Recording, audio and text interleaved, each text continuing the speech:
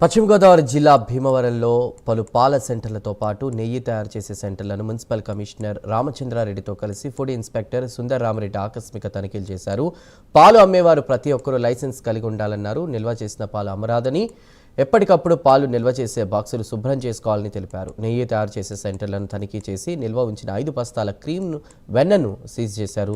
Shop యజమానికి నోటీసులు ఇచ్చామని తెలిపారు. పాల కేంద్రాల్లో పాలను, నెయ్యి తయారు చేసే కేంద్రంలో వెన్నను శాంపిల్స్ సేకరించి టెస్ట్కు ల్యాబ్కు పంపించామన్నారు. పాలల్లో, ఫుడ్లో కల్తీ చేసి వ్యాపారం చేస్తే అటువంటి వారిపై చట్టపరమైన చర్యలు తీసుకుంటామని అంటున్న భీమవరం ఫుడ్ ఇన్స్పెక్టర్ సుందర్ రామరెడ్డితో మా ప్రతినిధి ప్రసాద్ ఫేస్ టు ఫేస్. పశ్చిమ గోదావరి జిల్లా భీమవరంలో అయితే ఈ రోజు అయితే ఫుడ్ సేఫ్టీ అధికారులు జిల్లాలో ప్రధానంగా అన్ని సెంటర్లు కూడా తనిఖీ చేసిన పరిస్థితి. అదేవిధంగా భీమవరంలో కూడా తనిఖీ చేశారు. అలా భీమవరంలో ఎన్ని సెంటర్లు తనిఖీ చేశారు ఏంటనేది అంశం మీద అడుగుదాం. మనతో పాటు ఫుడ్ సేఫ్టీ అధికారులు ఉన్నారు, వాళ్ళు మాట్లాడించే ప్రయత్నం చేద్దాం. సార్ నమస్తే, చెప్పండి, ఈరోజు భీమవరంలో ఎన్ని మిల్క్ సెంటర్లు చేశారు, అలా ఏం గుర్తించారు? నా పేరు ASR Reddy, gazetted food inspector west Godavari district అండి. ఈ దినము commissioner of the food safety Andhra Pradesh వారి ఉత్తర్వుల మేరకు మరియు జిల్లా కలెక్టర్ మరియు జాయింట్ కలెక్టర్ వారి సూచనల మేరకు మున్సిపల్ అధికారులతో కలిసి పట్టణం నందులో వివిధ పాల సెంటర్లను మరియు నెయ్యి తయారు చేసే కేంద్రాలను తనిఖీ చేయడం జరిగింది. అందులో భాగంగా ఈ దినం వచ్చేసి ఉండి రోడ్లో ఉన్నటువంటి శ్రీకృష్ణ పాల కేంద్రమును తనిఖీ చేసి అందులో కూలింగ్ బాక్స్లో ఉన్నటువంటి పాలను వచ్చేసి ఎన్ని రోజులు తయారు చేశారో మరి ఎన్ని రోజుల నుంచి నిల్వ ఉంచారో చూసి అనుమానించి వాళ్లకు సూచనలు జారీ చేసి అందులో నుండి పాలను సేకరించి శాంపిల్ తీసి state food laboratory Hyderabad Nacharam పంపించడం జరిగింది. అదే విధంగా టౌన్లో వివిధ మిల్క్ సెంటర్లను తనిఖీ చేసి వారికి సూచనలు జారీ చేసి ప్రతి ఒక్కరూ పాల కేంద్రంలో పాలు సప్లై చేసే వాళ్ళు కానీ, పాలు తీసుకొచ్చి కేంద్రానికి ఇచ్చేవాళ్ళు కానీ ప్రతి ఒక్కరూ అనుమతి పొంది ఉండాలి. అనగా వాళ్ళ యొక్క ఐడెంటిటీ కార్డు, ఆధార్ కార్డు తీసుకొని పాల కేంద్రంలో వచ్చేసి ఇచ్చేటప్పుడు వాళ్ళందరూ బట్టి వాళ్ళ అడ్రస్ ఉండాలి మనకు. అదే విధంగా వాళ్ళు వచ్చేసి పాల కేంద్రంలో వాళ్ళకి ఆ యొక్క కూలింగ్ బాక్స్లను మరియు వివిధ శుభ్రమైన వాతావరణంలో ఉంచుకోవాలని చెప్పాము.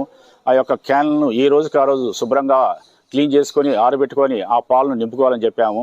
ఇచ్చే పాలను లైఫ్ ఉందో లేదో చూసుకొని ఇవ్వాలని చెప్పి తెలియజేశాము.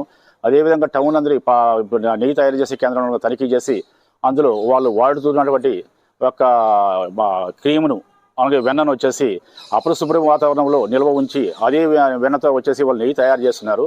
వాళ్ళకి గట్టిగా సూచనలు ఇచ్చేసి అందులో ఉన్నటువంటి నిల్వ ఉంచినటువంటి అపరిశుభ్రంలో నిల్వ ఉంచినటువంటి ఆ క్రీమును మొత్తం టోటల్ డిశ్చార్జ్ చేయడం జరిగింది. అదేవిధంగా ఆ నూనెను కూడా అనుమానించేసి ఆ యొక్క నెయ్యి కల్తీ కలిగి ఉన్నదని, ఆ తయారు చేసిన క్రీములందు వచ్చేసి అనుమానాలతో ఆ నెయ్యిని కూడా శాంపిల్ చేయడం జరిగింది. ఆ నెయ్యి మరియు ఆ క్రీమును కూడా శాంపిల్ తీసి స్టేట్ ఫుడ్ ల్యాబొరేటరీ ఆచారం పంపించడం జరిగింది. వాళ్ళకి ఎవరికి కూడా అనుమతి లేనందువలన అందరికీ నోటీసులు జారీ చేసి తప్పకుండా పట్టణంలో బట్టి ప్రతి ఒక్కరూ పాల సెంటర్లు మరియు పాలు తీసుకొచ్చి ఇచ్చే వాళ్లకు అనుమతి పొంది ఉండాలని, అదేవిధంగా నెయ్యి కేంద్రాల్లో కూడా శుభ్రమైన వాతావరణంలో, శుభ్రమైన ప్రదేశంలో నెయ్యి తయారు చేయాలని, తప్పకుండా వాళ్ళు తీసుకునే వెన్నకు ఎక్కడి నుంచి తెస్తున్నారు, ఎప్పుడు తెచ్చారు అనే మనకు కంపల్సరీగా వాటి మీద లేబుల్స్ ఉండాలి. లేని పక్షాన కఠినమైన చర్యలు తీసుకుంటామని చెప్పేసి మీ యొక్క పత్రిక ముఖంగా తెలియజేస్తున్నామండి. అంటే ఈరోజు నెయ్యి తయారీ కేంద్రంలో మీరు వెన్నను గుర్తించారు కదా, క్రీమ్ లాంటి వెన్నను, అది సుమారు ఎన్ని కిలోలు ఉంది, అలా వాళ్ళ మీద ఏ చర్యలు తీసుకున్నారు? అది సుమారుగా ఒక మొత్తం వచ్చేసి 5 బస్తాలండి. అది 5 బస్తాలు, ఒక బస్తా వచ్చి 35 కేజీస్ అని చెప్పారు. ఆ 5 బస్తాలు సీజ్ చేసాము మేము. అది ఆ క్రీమ్ కూడా అపరిశుభ్ర వాతావరణంలో ఉండే బట్టి దాన్ని తీసుకొని వచ్చి డిశ్చార్జ్ జరిగింది. అది సీజ్ చేసాము. అదేవిధంగా నెయ్యిలో కూడా కల్తీ ఉందని చెప్పి ఆ క్రీమ్తో తయారు చేస్తున్నానని చెప్పేసి ఆ క్రీమ్ను కూడా మేము శాంపిల్ తీసి పంపించాము.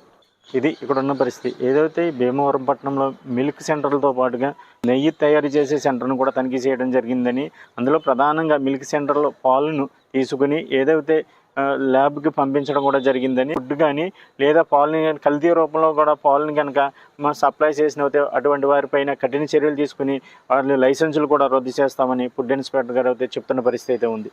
ఇదే ఇక్కడ ఉన్న పరిస్థితి. కెమెరా పర్సన్తో ప్రసాద్, ప్రైమ్ 9 న్యూస్, భీమవరం.